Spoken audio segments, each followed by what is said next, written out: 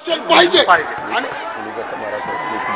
हो ना चला चला चला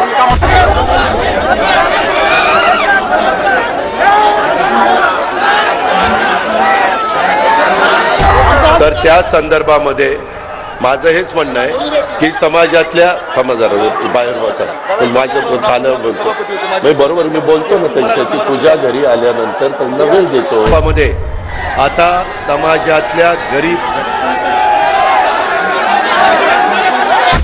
पाहिजे आणि हो ना चला चला चला चला तर त्या संदर्भामध्ये माझं हेच म्हणणं आहे की समाजातल्या बाहेर वाचा माझं झालं बोलतो बरोबर मी बोलतो ना त्यांच्याशी पूजा घरी आल्यानंतर त्यांना वेळ देतो सार्वजनिक ठिकाणी मी बोलतो मला कळतं काय बोलायचं ते या संदर्भामध्ये मला एवढंच सगळ्यांना सांगायचं आहे की आम्ही महिलांना साधारण 1500 रुपये मला एवढंच सगळ्यांना सांगायचं आहे की आम्ही महिलांना साधारण 1500 रुपये त्या ठिकाणी दिलेले एकंदरीतच काम करत असताना ज्यावेळेस माझ्या लक्षात आलं की वेगवेगळ्या समाजामध्ये मुलींना शिक्षणाच्या करता कॉलेजच्या करता मदत होते परंतु बहुजन समाजामध्ये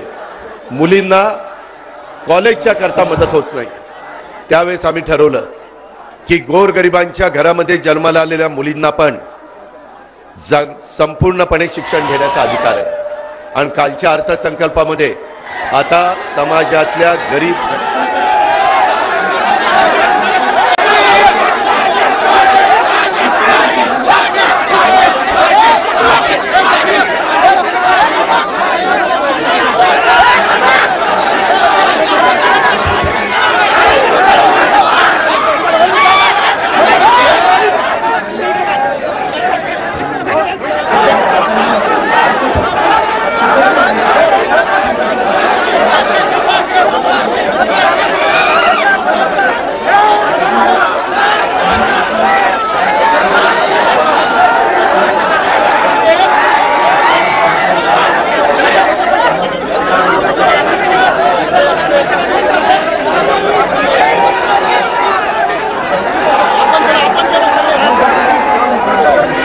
उपमुख्यमंत्री अजित पवार यांची जनसन्मान यात्रा आज हिंगोलीच्या वसमतमध्ये पोहोचली आहे।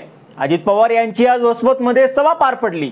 या सभेवेळी मराठा आंदोलकांनी जोरदार घोषणाबाजी केली। अजित पवार यांनी मराठा आरक्षणावर भूमिका मांडावी अशी मागणी घोषणाबाजी करणाऱ्या तरुणांनी केली होती। या तरुणांना पोलिसांनी मंडपाच्या बाहेर काढलं तरी देखील मराठा आंदोलकांची घोषणाबाजी ही थांबतच नव्हती। मराठा आंदोलकांनी बराच वेळ गोंधळ घालण्याचा प्रयत्न केला पण पोलिसांनी परिस्थितीवर नियंत्रण मिळवलं। यानंतर अजित पवारांनी मराठा आरक्षणाबाबत आपल्या भाषणात भूमिका मांडली।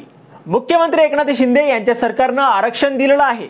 मेडिकल आणि नोकऱ्या मराठा समाजातील लोकांना मिळत आहेत। मराठा आरक्षण समाजाला दिलेलं आहे। ओबीसीतून आरक्षण द्या या मागणीसाठी सरकारने समिती पाठवलेली आहे। आम्हीही मराठ्यांच्या पोटी जन्माला आलो आहोत। भेदभाव आणि दुर्लक्ष करून चालत नाही। मराठा तरुणांनी समजुतीनं घ्यायला पाहिजे। मागचा इतिहास तुम्ही पहा। मराठा समाजाला आरक्षण मिळायलाच पाहिजे। त्यासाठी एकमतांनी मराठा आरक्षणाचा ठराव केला अशी भूमिका अजित पवार यांनी यावेळी मांडली होती। शिवरायांचा पुतळा कोसळलेला आहे। सगळ्यांना वेदना झालेल्याच आहेत। कुठल्याही महापुरुषांच्या बाबतीत असं होऊ नये। महाराजांच्या पुतळ्या बाबतीत असं होणं दुर्दैवी आहे। राजकारण करतात त्यांचं त्यांना लकलाप।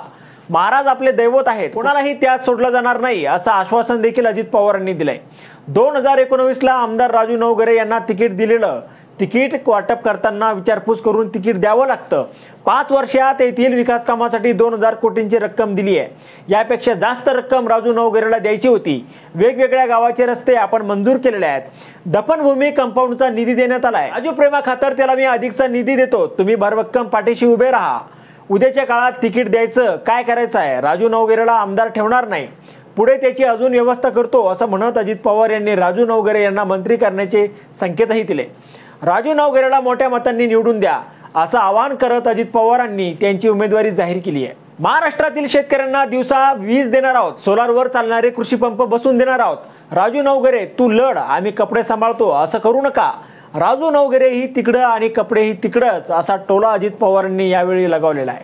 आता यावर तुम्हाला काय वाटतं? तुमचं मत कमेंट बॉक्समध्ये लिहायला अजिबात विसरू नका. व्हिडिओ आवडला असेल तर जास्तीत जास्त शेअर करा. आणि आतापर्यंत मराठी जनता, आपण आपल्या या चॅनलला सबस्क्राईब जर केलेलं नसेल तर चॅनलला सबस्क्राईब करा.